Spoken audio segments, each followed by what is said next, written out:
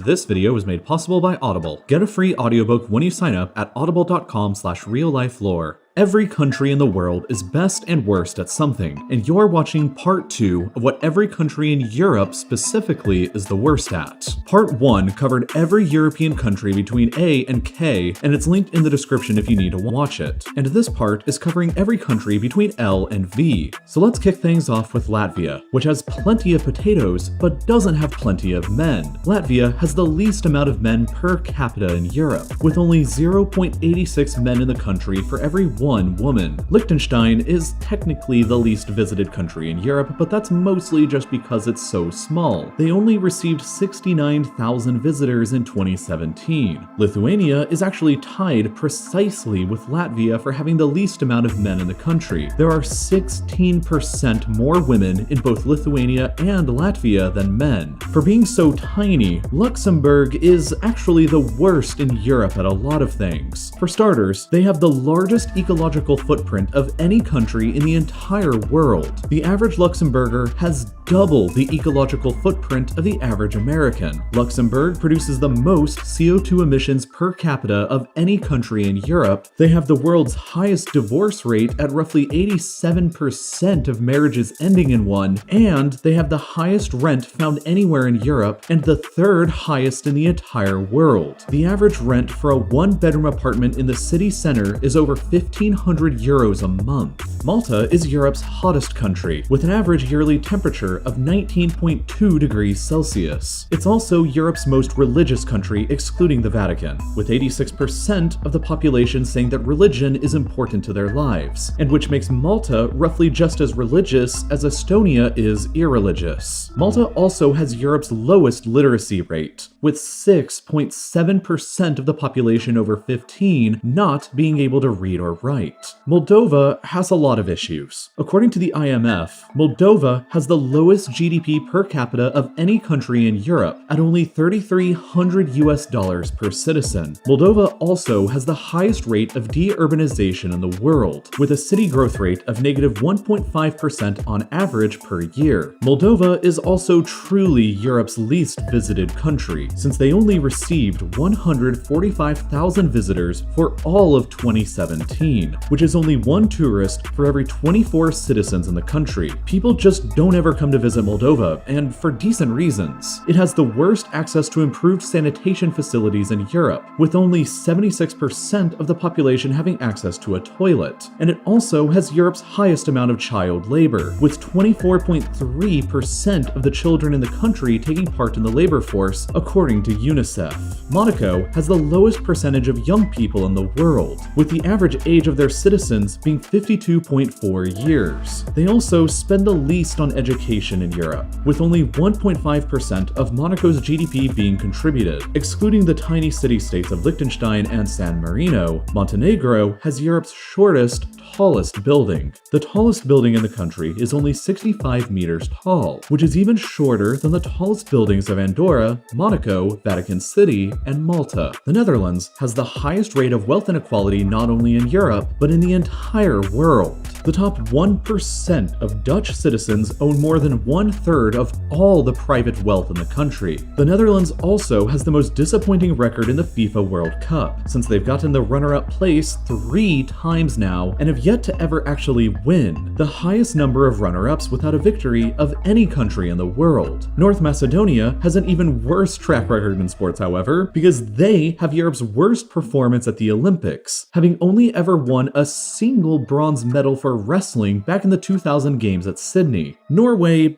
doesn't really have many bad things to say about it, but I guess they do have Europe's most expensive beer and petrol prices at nearly 7 euros for a pint of beer and nearly 2 euros for a liter of petrol. Theoretically, Poland has the most restrictive abortion laws anywhere in Europe. I say theoretically because Vatican City, Malta, San Marino, and Andorra all have more restrictions than Poland do, but they're also all very tiny countries, whereas Poland has the most restrictions of any European nation state and more than anywhere else besides those 4 tiny countries. They are restricted only to cases where the mother's life is in danger, mental or physical health, rape, and/or fetal defects. Portugal has Europe's highest high school dropout rate, with only 60% of the population having completed secondary education. And according to a poll by AirHelp, the lowest rated airport in the entire world is also in Portugal, Lisbon Portela Airport. Romania has the lowest amount of movie theaters per capita in Europe, while Russia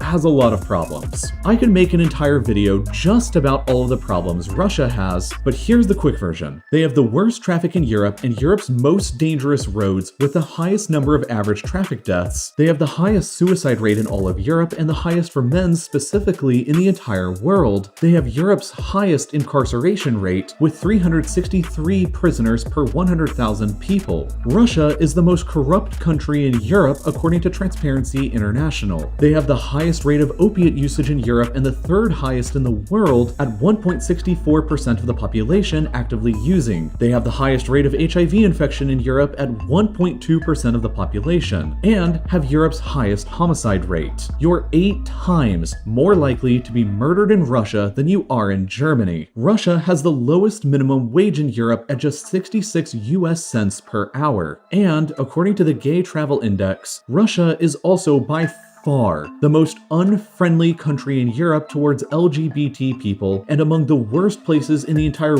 world to live as an LGBT person, on a par with Afghanistan or Libya. Moving on, San Marino is the most difficult country in Europe to conduct business in according to the Ease of Doing Business Index, and it's the least linguistically diverse country in Europe as well. Serbia has the worst gun problem in Europe, with Europe's highest firearm-related death rate. Slovakia has the lowest voter turnout of any country in Europe, with only 23% of eligible voters in the country actually voting in the last European Parliament elections in 2019, which is a much lower turnout than even Americans had in the 2016 presidential election that saw 55% turnout. People just don't vote in Slovakia, but in addition to that, Slovakia is also probably Europe's most racist country. A study conducted by the European Commission in 2015 asked people in EU member states how they would feel about their children dating somebody from a different background, and Slovakia gave back the most prejudiced results, with very high majorities of people saying that they wouldn't be comfortable with it. I couldn't find anything that Slovenia was the worst at other than being confused for Slovakia all the time. So, great job guys. Other than Russia, Spain has the highest number of active separatist movements in Europe, with 12 ongoing, some of which have pretty widespread support. At least 42% of the population in Catalonia favors independence, 33% of the population in the Basque Country do as well, and around 25% of the population in Galicia. Spain is perhaps the least likely country in Europe to survive in her current borders by the end of the 21st century. Weirdly, Sweden has the highest number of grenade and bomb attacks anywhere in Europe, with over 100 such attacks taking place in 2019 alone. Switzerland has the lowest rate of home ownership in Europe at only 43.4% of the population actually owning theirs. Perhaps this is because Switzerland is also the most expensive country in the entire world to live in. They have the world's highest cost of living, highest priced restaurants, highest priced groceries, and highest priced mobile data anywhere in the world. Zurich and Geneva are both the most expensive cities to live anywhere in Europe and among the highest priced cities anywhere in the world. Turkey has the lowest level of English proficiency in Europe at only 47% of the population. That's still kind of a lot. Anyway, Turkey also has the lowest freedom of the press score in Europe, the highest number of journalists imprisoned anywhere in the world, Europe's highest obesity rate at 32% of the population, the lowest overall gender equality score in Europe, and according to the Fragile States Index, Turkey is also Europe's least stable country with the highest number of terrorist incidents of any country with land on the continent. Ukraine has Europe's lowest birth rate at only 1.3 children per one woman in the country being the average. They also have Europe's lowest life expectancy at only 72 years, which is over a decade lower than Italians with 83.6 years. Men in Ukraine only have life expectancies of 67 years, which is on a par with men in Pakistan or Syria. And according to the same World Happiness Report that rated Finland as the world's happiest country, they also rated Ukraine as Europe's least happy. They have the lowest amount of internet users in Europe with only 57% of the population being connected. expected. Ukrainian citizens are also the poorest in all of Europe, with the average Ukrainian only having a mean net worth of $8,792 which is